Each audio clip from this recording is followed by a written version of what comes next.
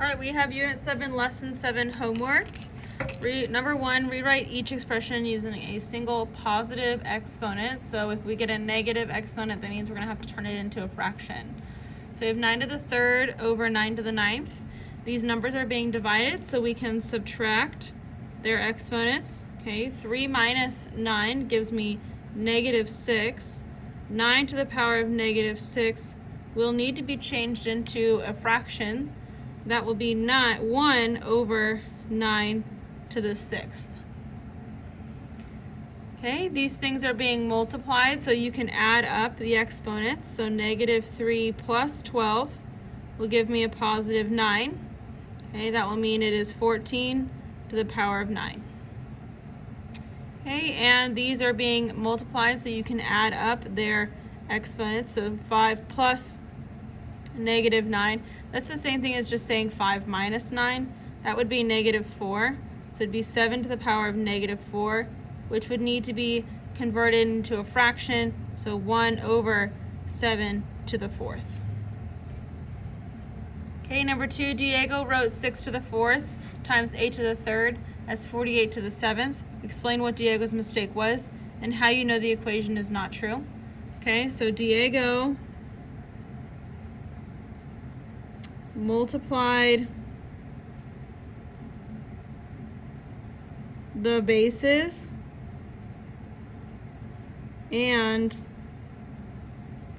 added the exponents. Okay, he's not supposed to do that.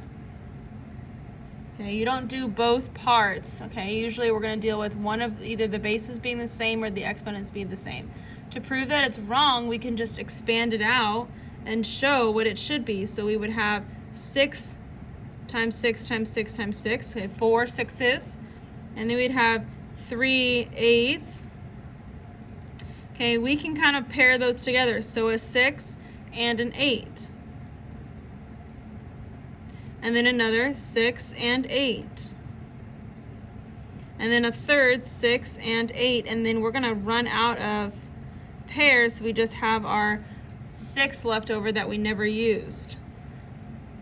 Okay, that would make, this is a 48, a 48, and a 48, so that is 48 to the 3rd power times that random 6 that we have left over.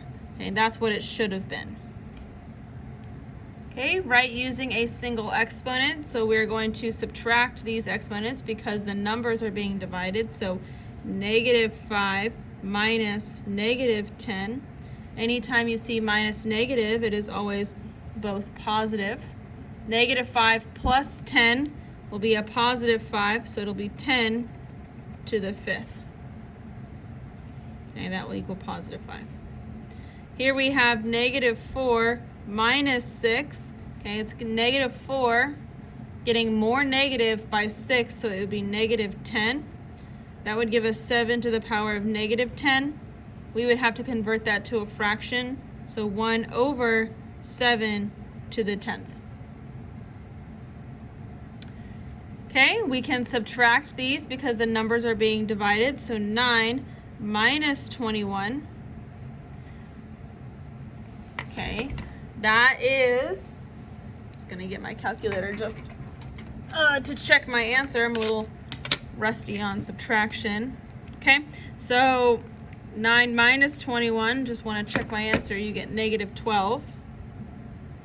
Okay, that would give us 5 to the power of negative 12, except we don't want negative, so we're going to convert it to a fraction, 1 over 5 to the 12th. And last but not least, this is 0 minus 2. Okay, that would give us negative 2, so that is 4 to the power of negative 2, except we're going to turn that into a fraction, so 1 over 4 squared. Okay, that's basically the same thing as just saying this is 1. Okay, anything to the power of 0 is 1, so we could have also just done that. Okay, number 4, write using a single positive exponent. So we just put 1 on the top, keep the base, and the exponent is now positive. Okay, 1 on the top, keep the base, and now the exponent is positive.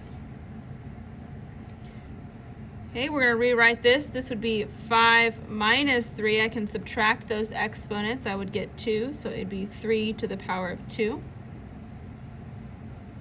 Okay, and this can just be written as 1 over 7 to the 6th. Okay, number 5, fill in each box with an exponent that will make each equation true.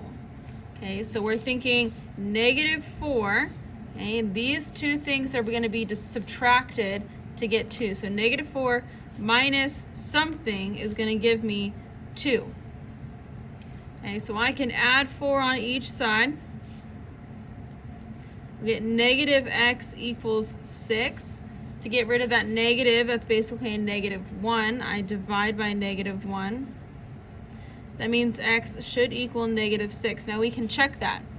-4 minus -6 should equal 2. Minus negative, you're always adding. Okay, and that should, and it does, equal 2. So -6 is our answer. Okay, same thing again. We have some number subtracted by 7 should give, and this is interesting because we would have to turn this into 8 to the -5th to understand that that is our result that we want. So equals -5. So add 7. -5 plus 7 gives me +2, and we can check this. Okay, 2 minus 7 will get me -5, and 8 to the -5th will convert to 1 over 8 to the 5th. Okay, what is the slope of the line that goes through these 2 points? Okay, all we need to do is do the change in y over the change in x, and all we need to do for that is y minus y over x minus x. So we'll pick our 2 y's. So 5 and 2, so 5 minus 2 over 12 minus 7. You will get 3/5. That is your slope. All right, and that was lesson 7, unit 7 homework.